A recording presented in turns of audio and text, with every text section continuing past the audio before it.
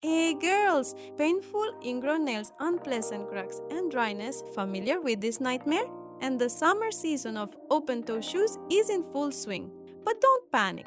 Today, you'll find out the secrets of Japanese pedicure that will transform even the most neglected feet. You'll learn why nails become ingrown and how to avoid it. Ready to forget about shame and discomfort? Let's go!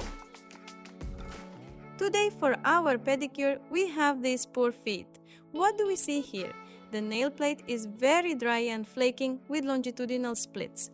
This occurs due to insufficient care, specifically lack of moisturizing. There's a lot of pterygium, particularly on the big and ring toes, where it is really built up and hardened. We'll be fixing all of this with a drill and try to transform these feet. So let's begin. The first thing we need to do is wash the toes with foam. This removes dust and softens the skin and nail plate because it's better to cut nails when they're moist. I apply the foam and thoroughly wash the toes. Today you'll see me using many unfamiliar tools, but I'll explain everything and I'll be combining techniques on the 2 feet. On the first foot, I use a pusher and without rushing, gently lift the cuticle with soft movements to effectively work on this area with the e-file. We have a small cuticle, but it's dry and flaking.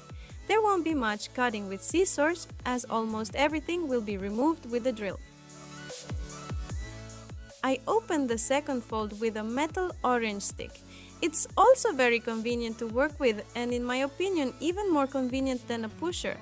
I see a very rough adhesion and the client feels discomfort because of it. So I use this ring scraper to first remove the pterygium that's preventing the fold from opening. This scraper has 2 sides. One is the working side and the other isn't. On one side, the ring has a slight tilt towards the nail plate, which helps remove the pterygium. So you need to be careful and make sure you're using the correct side. I initially put these toe separators on one foot, but since these are men's feet and we're not planning on doing any polish, it's totally fine to work without them. When you're opening up the cuticle, it's best to ask the client about their sensations. Sometimes it might seem to detect that there's room to create a big pocket, but in reality, this could be very painful for the client. In my case, that's how it was. The feet are sensitive and the pocket can't be opened much as there's a risk of tearing the fold. This is a very serious injury. It will take a long time to heal and infection can set in. Here on the ring finger, there's also a lot of pterygium, so I'm using the ring scraper to clean it off as well. Next, we move on to using the e-file. I'm using a carrot-shaped bit, also known as a drop bit, with a red grit and a 10,000 RPM. I'm removing all the pterygium dry. Why dry, you ask? It's simple. There's a lot of pterygium here, and if I soften it now, the bit will get clogged after the first finger. We also thoroughly work on the sinuses. The skin around the toe is also dry, and we need to remove this dry layer. First, I treat all the left sides, then switch the drill rotation to reverse and work on the right side.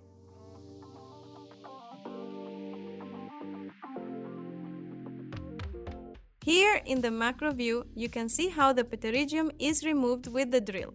I know many technicians use a hard material removal bit for such pterygium. Yes, it will be faster, but today we're not talking about speed but safety.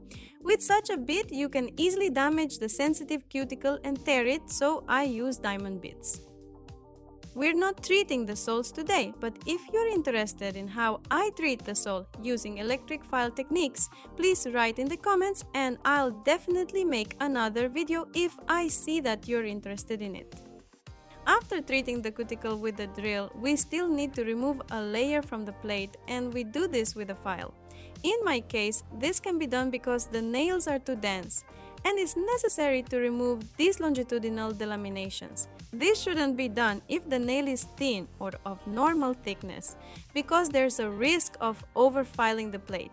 But in our case, this procedure doesn't cause any harm, but on the contrary, only benefits and improves the nail's appearance. Moreover, it's now the season for open shoes and we want the nails to look beautiful. This is no less important for men than for women, and I'm very happy that men take care of their nails, both on hands and feet. And there's nothing shameful about going to a technician with nails in this condition. Don't be embarrassed because it's inconvenient to do it yourself and you won't be able to clean without special tools. So we take matters into our own hands, literally.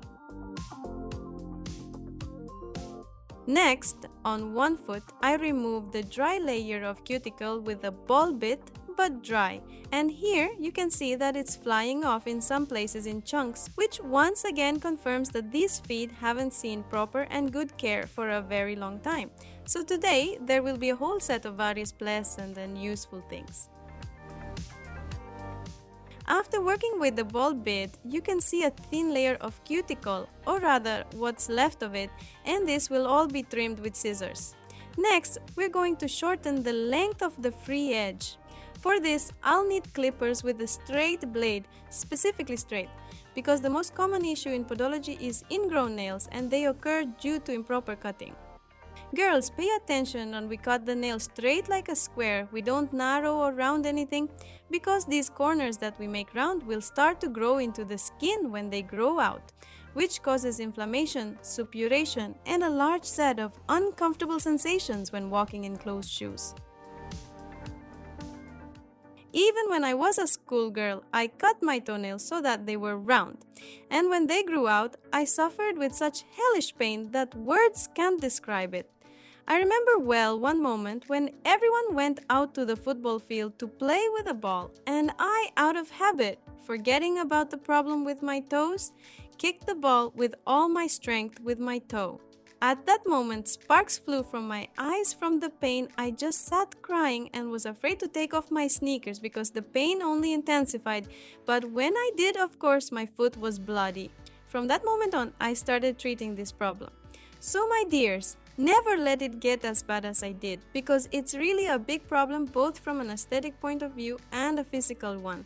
Your gait immediately changes.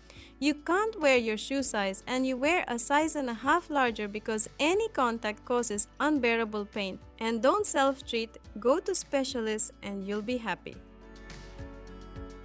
We've removed the length and now we apply a keratolytic to soften the skin and cuticle and prepare the toes for deeper cleaning, so that all the skin softened and it's comfortable to remove them. There are different types of keratolytics, some with urea, alkaline ones, and some based on fruit acids. I personally prefer the ones with urea or fruit acids. For this pedicure, I used one based on fruit acids. It works quickly. By the time I've applied it to the second foot, the first one is ready to work on. Using this curette tool, I start to remove all the dirt and dust. You can also use a pusher like this one to clean off the pterygium and anything stuck to the nail plate. However, if you want to clean the sidewalls, the curette does a better job. Since the curette can reach the most hard-to-access areas, it's perfect for cleaning out everything that gets trapped in the sinuses. With open-toe shoe season upon us, you'll find everything in there: sand, dust, and dirt. In the winter period, pieces of fabric from socks are added to all this. So at this stage, our task is to clean the toe of everything that has accumulated there. But we don't forget about sensitivity and do everything as carefully as possible so that the client doesn't feel discomfort or pain. After we've cleaned our toes, we need to neutralize and wash off the keratolytic. This can be done either with water or, as I do, with foam. This step is crucial because if you are planning to apply polish, any remaining keratolytic can cause lifting, preventing the polish from adhering properly. After wiping off the foam from the toes, we move on to trimming the cuticle. My scissors are from Stalex with a curved tip, and these are the most convenient scissors I have and have had. Both in manicure and pedicure, I use scissors as cutting tools. I don't know why, but I just can't love nippers and that's it. I find them uncomfortable to work with, so I take the tool that makes the work both more pleasant and more effective. And I'd like to remind you that today I'm not doing a super deep clean or cut because it's simply too painful for the client. I'm also not going too deep to avoid tearing the fold or injuring the client. I only cut what's in the way. After cutting, I see that there's still pterygium that softened last. I clean it with a spatula, and what the spatula couldn't handle, the ring scraper will handle. You can also see some longitudinal delamination of the nail plate, which we'll remove using a file or buffer. On the foot, where we treated the cuticle with a ball bit on wet skin, you can see that there's more cuticle here, and I'll clean it again with the same ball bit, so it's better and more effective to work on such dry cuticle with a ball bit on dry skin. Then it cleans off better. But we still cut the cuticle, and above the cuticle we have separation. We see it and cut it off too, and then we'll treat it with the drill again. There's a type of cuticle that continuously flakes where there are wounds, constant cracks, and inflammatory processes. On such cuticle, you should never use keratolytics. Firstly, the client will feel a burning sensation. It will be unpleasant and uncomfortable for them. It's like applying alcohol to an open wound. Secondly, wounds treated with keratolytics take longer to heal than usual. The technique for such a manicure is different as well, and we work with this kind of cuticle in 2 stages. Additionally, you should never trim this type of cuticle completely because it will grow back even more aggressively, which only causes more issues. The more you cut, the more it grows back. This is the body's protective response, so we only cut what interferes with us. After cutting, I wash the feet with water, dry them, and use a ball bit to polish the cuticle and the area where it flaked. It's important to do this carefully to avoid over-filing the skin or causing any wounds. The skin in this area is already red, so I work with the tool without applying too much pressure. If you're a beginner or self-taught, it's safer to use a bit with the red marking for these kinds of tasks, but over time, when you're already confident in holding the electric file and have mastered all the principles of work, you can switch to a blue bit. Next, I use a file to shape and even out the nails.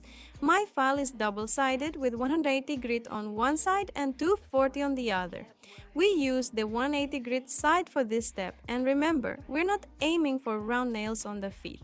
Here the client doesn't have very pronounced side walls on the big toes, but this isn't always the case and not for everyone. Here I'm just lucky and the work is comfortable. There are no inflammatory processes in the side walls either, so we're just doing an aesthetic pedicure and putting the feet in order as much as possible. Now about filing the surface. Since we're also going to do a Japanese pedicure, that is, a pedicure where paste and minerals are rubbed in. It's designed for manicure, but I thought, why not do the same procedure on feet?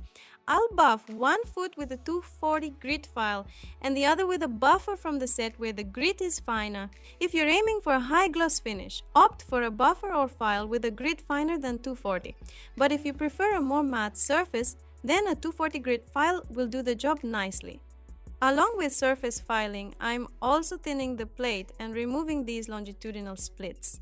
Once again, in my case, this can be done because the plate is dense and too thick. But if the plate is already thin, this procedure shouldn't be done because we'll simply over-file the plate.